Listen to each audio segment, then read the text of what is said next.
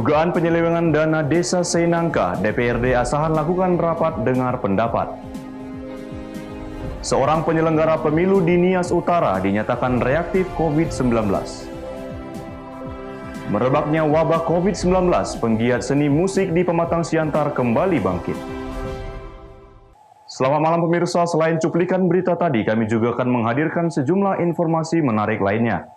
Bersama saya Daniel Agustran, pemirsa, inilah Sumut Hari Ini Malam selengkapnya.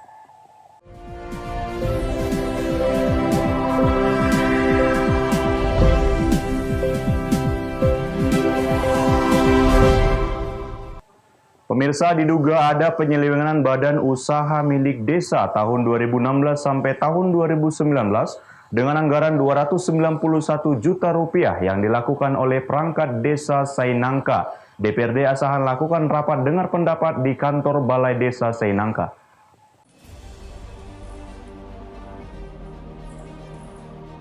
Terkait surat edaran dari Kementerian Dalam Negeri nomor 356, BPD tanggal 16 Juni 2020 perihal dugaan penyelewengan dana BUMDes Desa Seinangka.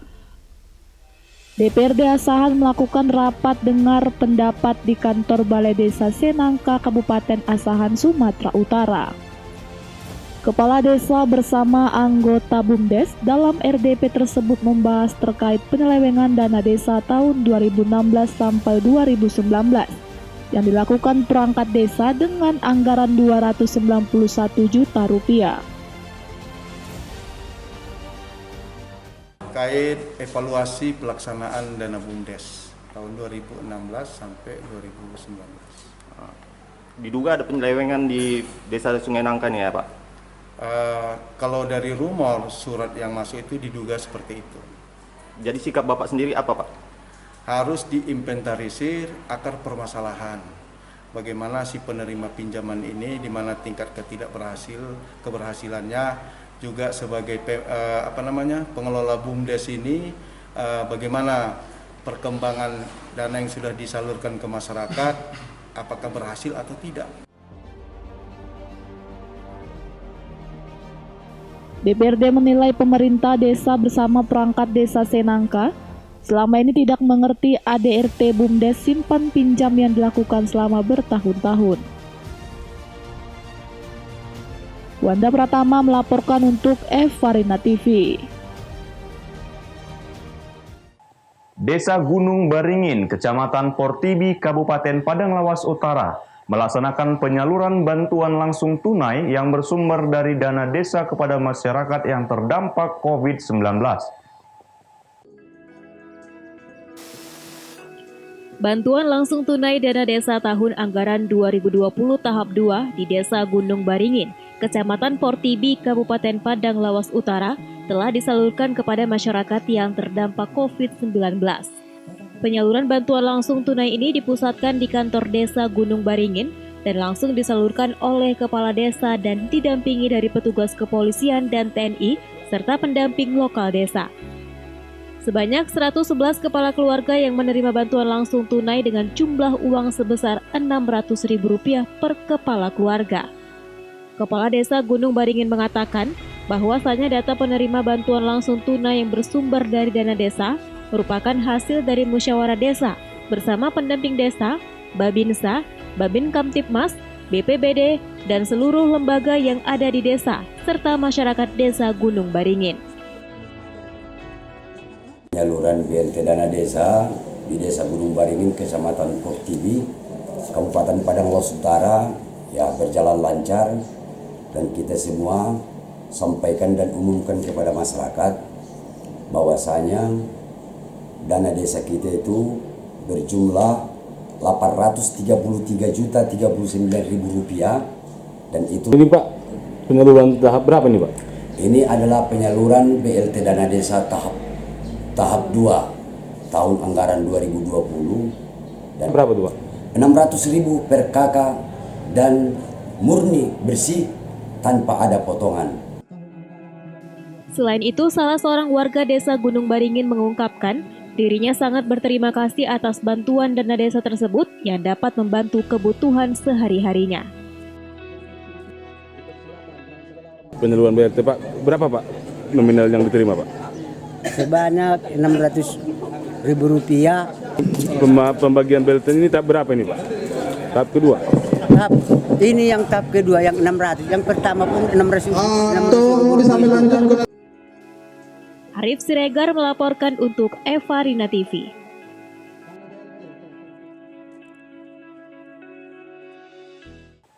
Pemirsa, gugus tugas percepatan penanganan COVID-19 Batubara Sumatera Utara menolak 2 kasus positif COVID-19 yang ditetapkan gugus tugas percepatan penanganan COVID-19 Provinsi Sumatera Utara.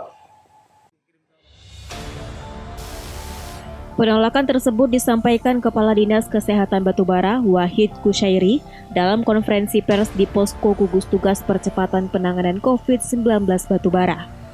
Wahid yang juga juru bicara Gugus Tugas Percepatan Penanganan COVID-19 Batubara mengatakan mendapat laporan adanya 2 kasus positif COVID-19 dari Gugus Tugas Percepatan Penanganan COVID-19 Provinsi Sumatera Utara. Keduanya merupakan wanita berinisial RR, warga Kecamatan Nibung Hangus, dan NN, warga Kecamatan Seibalai. Namun setelah dilakukan penelusuran, pasien RR telah bekerja dan menetap di Kota Medan. Sedangkan nama pasien NN tidak ditemukan di alamat yang disebutkan dalam surat pemberitahuan hasil uji swab PCR. Wahid meminta gugus tugas percepatan penanganan COVID-19 Provinsi Sumatera Utara menghapus nama kedua pasien tersebut dari data kasus COVID-19 di Batubara. Berdasarkan hasil tracing yang dilakukan oleh BPPD COVID-19 Kabupaten Batubara, dapat disimpulkan bahwa kasus konfirmasi positif keempat dan kasus kelima atas nama RR dan NN tidaklah tepat ditempatkan sebagai kasus konfirmasi positif Kabupaten Batubara. Nah, oleh karenanya pada kesempatan ini setelah kita menyampaikan surat ke Dinas Kesehatan Provinsi dan GTP COVID-19 Provinsi Sumatera Utara bermohon agar menghapus data tersebut dari pengumuman sumber tanggal COVID-19 tentang data kasus COVID-19 di 33 kabupaten kota di Provinsi Sumatera Utara sebagai kasus positif keempat dan kasus positif kelima untuk Kabupaten Batubara. Taufik melaporkan untuk Eva Rina TV. Sumut hari ini masih akan kembali sesaat lagi, tetaplah bersama kami.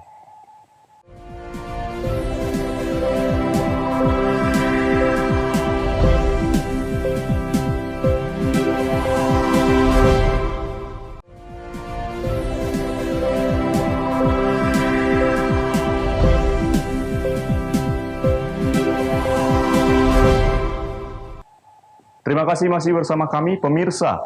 1 orang di antara 300 panitia pemungutan suara yang mengikuti rapid test di kantor KPU Kabupaten Nias Utara dinyatakan reaktif oleh petugas rumah sakit. Awalnya Komisi Pemilihan Umum atau KPU Kabupaten Nias Utara bekerja sama dengan pihak Rumah Sakit Bethesda Gunung Sitoli menggelar rapid test massal terhadap seluruh PPS yang berjumlah 300 orang selama 2 hari, yakni Sabtu dan Minggu yang lalu. Diketahui dari Evorianus Hareva selaku Ketua KPU Nias Utara, bahwa berdasarkan hasil pemeriksaan petugas pihak Rumah Sakit Bethesda, 1 orang dinyatakan reaktif COVID-19 sementara PPS lainnya masih belum bisa dipastikan saat ini, menunggu hasil pemeriksaan rapid test. 1 anggota PPS reaktif COVID-19 tersebut sempat diisolasi di Puskesmas Sawo. Pihak KPU Nias Utara berkoordinasi kepada tim gugus tugas percepatan penanganan COVID-19 Kabupaten Nias Utara, selanjutnya dibawa ke Rumah Sakit Umum Daerah Gunung Sitoli. Informasi adanya reaktif berdasarkan pemeriksaan rapid test tersebut dibenarkan oleh Yadil Telaum Banua selaku juru bicara tim gugus tugas percepatan penanganan COVID-19 Kabupaten Nias Utara. Augomano Zega melaporkan untuk Eva Rina TV. Dalam rangka Hari Bayangkara ke-74 tahun, Satlantas Polres Labuhan Batu berbagi ratusan paket bahan pokok kepada supir dan abang becak serta pegawai honor di lingkungan Satlantas setempat.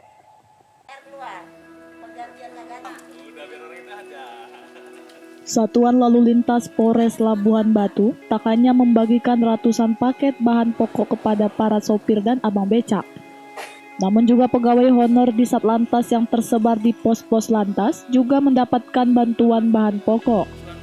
Kegiatan berlangsung di depan kantor Satlantas Mapolres Labuhan Batu. AKP Rusbeni menyebutkan, untuk meringankan beban masyarakat sedikitnya 555 paket bahan pokok dibagikan secara bertahap. Terima kasih. Dalam kegiatan ini menyambut hari ulang tahun Bayangkara yang ke-74, kami dari Lalu Lintas Polres Labuhan Batu membagikan sembako kepada masyarakat dan kepada PHL yang ada di lingkungan kami. Jadi sembako ini tujuannya untuk bisa membantu kehidupan yang saat ini kita dilanda dengan pandemi COVID Corona. PHL yang ada di kita semua sekitar kurang lebih 55 orang. Semua kita bagikan sembako yang dari kita untuk kita.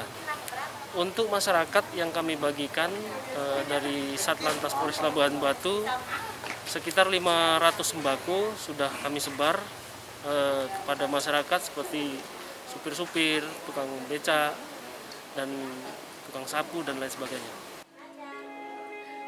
Kegiatan bakti sosial ini merupakan kepedulian pihaknya kepada para sopir angkutan dan abang becak di tengah pandemi COVID-19, khususnya di Kabupaten Labuhan Batu, Labusel, dan Labura, serta dalam rangka Hari Bayangkara ke-74 tahun.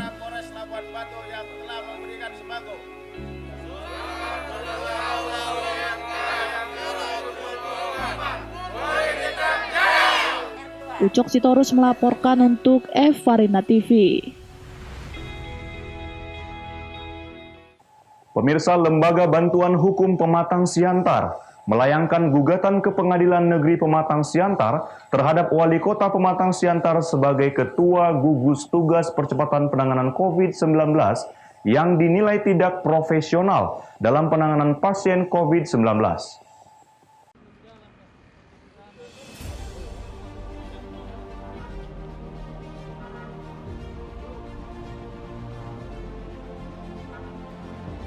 Inilah rombongan warga Jalan Singosari, Gang Demak, Kelurahan Martoba, Siantar Utara, Kota Pematang Siantar, yang melayangkan gugatan ke Pengadilan Negeri Kota Pematang Siantar. Gugatan ditujukan terhadap Wali Kota Pematang Siantar Hefriansah, yang dinilai tidak profesional dalam penanganan pasien COVID-19 sehingga warga Gang Demak mengalami kerugian material dan imaterial.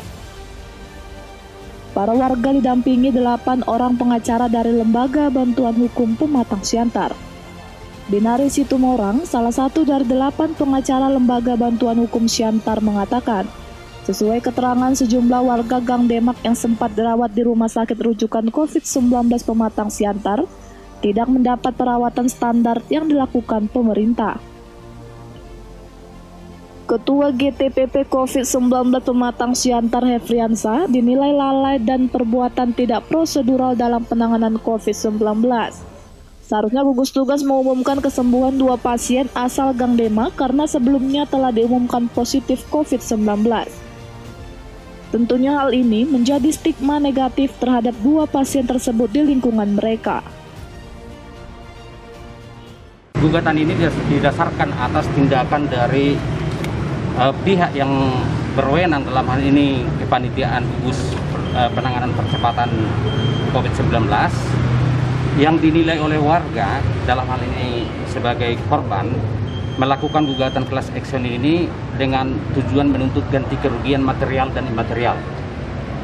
Kerugian materialnya bahwa mereka merasa diperlakukan secara buruk penanganannya oleh petugas COVID, sehingga mereka mengalami halangan-halangan dalam melanjutkan aktivitas ekonomi.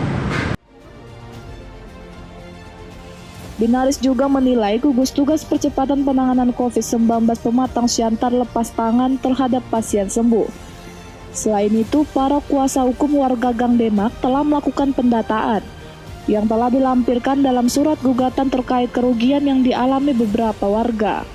Pentanews Sembiring melaporkan untuk Farina TV. Sumut hari ini masih akan kembali sesaat lagi, tetaplah bersama kami.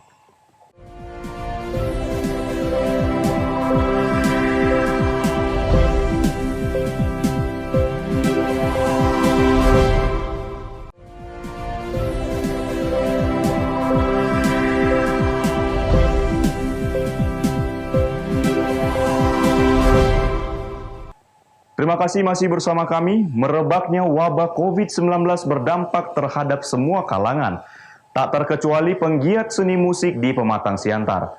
Di tengah pandemi, Ikatan Sosial Entertainment Siantar Simalungun bangkit dan menggalang dana donasi melalui media sosial. Wabah virus corona yang melanda Indonesia bahkan dunia membuat dampak negatif di semua industri. Tidak terkecuali di industri musik. Para pekerja seni melakukan berbagai cara demi untuk bertahan hidup. Seperti Ikatan Sosial Entertainment Siantar Simalungun atau ISONSI yang berdiri sejak 2013. Di tengah pandemi ini mereka bangkit untuk memenuhi kebutuhan sehari-hari dengan bernyanyi melalui live streaming di media sosial. Di lokasi para pemain musik dan penyanyi menyanyikan lagu dan warga yang mendengar bebas memilih dan meminta lagu kesukaan untuk dinyanyikan. Dengan harapan mendapat saweran melalui transferan ke nomor rekening ISONSI. Ada 145 kepala keluarga yang tercatat masuk di dalam komunitas musik tersebut yang ikut merasakan dampak ekonomi yang luar biasa. Sejak COVID ini dampaknya udah luar biasa lah Bang. Karena saya nggak ada lagi kerja sampingan selain musik gitu. Karena sayanya berharap ke musik ini gitu. Karena cinta musik, saya ikuti musik. Nggak nyangka lah ada COVID ini. Jadi kami kayak betul-betul terdampar lah, luar biasa. Nggak tahu lagi mau berbuat apa kami di sini karena utamanya nomor satu memang orang musik lah. Satu-satunya yang terdampak luar biasa. Karena kami berharap hiburan memang betul-betul di stop gitu di Siantar ini gitu. Jadi biasanya mengisi acara di kegiatan apa? Acara apa gitu? Kegiatan biasa pesta lah Bang. Pesta ya, resepsi pernikahan gitu. Ketua ISONSI Samsuar Idham dalam hal ini mengatakan agar pemerintah memperhatikan kehidupan mereka. Bantuan dari pemerintah sangat dibutuhkan para pekerja seni tersebut. Namun karena COVID-19, 5 bulan terakhir ini kami dirumahkan. Kami patuh, sekali lagi kami nyatakan kami patuh dan kami ikhlas, namun berdampak kepada kehidupan, di mana dengan dampak daripada kepatuhan kami ini membuat kami terdampar dalam kehidupan dan menerima kesengsaraan ini. Namun karena memang secara ketuhanan kami ikhlas mengikuti ketentuan. Oleh karenanya pada kesempatan ini kami tampil dengan dukungan saudara-saudara dari stasiun televisi, kami tampil dengan tujuan penggalangan dana. Namun pada kesempatan ini kami harapkan kepada seluruh donasi, terutama pemerintah daerah, khususnya Kota Madia, Pematang Siantar, dan Simalungun. Tolong perhatikan kami, tolong lihat kami. Dampak daripada kepatuhan kami menjadikan kami sengsara dalam kehidupan, tidak bisa mencari nafkah. Ia juga berharap wabah virus corona ini segera berlalu, agar para pekerja seni ini kembali bekerja seperti biasa untuk memenuhi kebutuhan keluarga mereka. Musik ini merupakan pekerjaan mereka mencari nafkah sehari-harinya. Pentanews Sembiring melaporkan untuk Farina TV. Polres Tapanuli Tengah menangkap 2 orang tenaga medis yang menerbitkan surat rapid test palsu. Polisi juga mengamankan puluhan surat rapid test palsu, alat rapid test, dan sejumlah uang hasil kejahatan.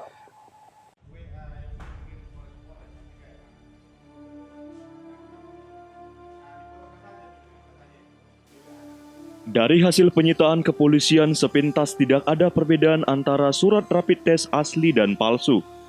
Namun setelah diteliti surat rapid test palsu tersebut tidak mencantumkan kode registrasi dan memalsukan tanda tangan dokter. Tersangka yang berinisial EWT dan rekannya A bekerja di Laboratorium Rumah Sakit Umum Tapanuli Tengah. Surat rapid test palsu yang diterbitkan dijual dengan harga Rp200.000 hingga Rp250.000. Tersangka mengaku terdesak membutuhkan uang untuk membayar hutang. Surat rapid test dijual karena banyaknya calon penumpang kapal tujuan Nias dari Sibolga yang membutuhkan surat rapid test. Terungkapnya aksi tenaga medis ini karena adanya laporan dari seorang dokter rumah sakit umum yang mengaku tanda tangannya dipalsukan. Informasi ini disampaikan oleh Kasat Reskrim Polres Tapanuli Tengah AKP Sisworo. Atas aksinya tersangka terancam 5 tahun penjara.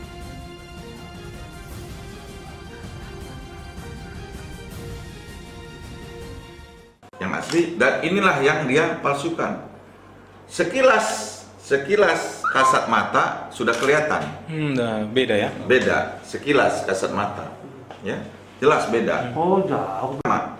Ya, kata-katanya sama. Yang asli dengan yang palsu, ya. Semua hasilnya itu untuk sementara kami sita non reaktif. Non reaktif ya. Semua, ya, tidak ada yang reaktif. Baharudin Simanulang melaporkan untuk Eva Rina TV.